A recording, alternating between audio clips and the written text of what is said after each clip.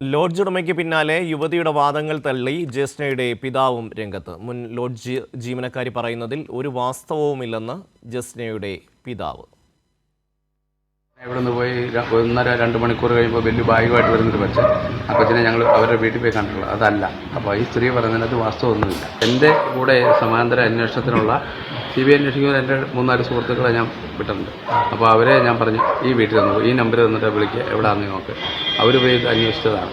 അപ്പോൾ അതിനകത്ത് വാസ്തവമുണ്ട്. CBI കൃത്യമായിട്ട് ഇപ്പോൾ അന്വേഷിക്കുന്നുണ്ട്. അതാണ് നമ്മളെ വഴികൾ തെറ്റിക്കാൻ ആദ്യകാലം മുതലുള്ള പ്രശ്നമില്ല. നമ്മളൊരു വഴി അന്വേഷിച്ച് പോകുമ്പോഴത്തേനും വേറെ വഴിയിലേക്ക് ഇവർ കൊണ്ടുവരും. സുജു ടി ബാബു ചേരുന്നു. സുജു, ഇതിപ്പോൾ നേരത്തെ ലോഡ്ജ് ഉടമ പറഞ്ഞു, ഇപ്പോൾ ജസ്നയുടെ പിതാവ് പറയുന്നു. അതായത് ഇപ്പോൾ എന്തോ ഒരു പ്രത്യേക താല്പര്യം വെച്ചിട്ട് ഈ മുൻ ജീവനക്കാരിയുടെ ഒരു മൊഴി വീണ്ടും എടുത്തു എന്നുള്ളതല്ലേ വ്യക്തമാകുന്നത് സുജു?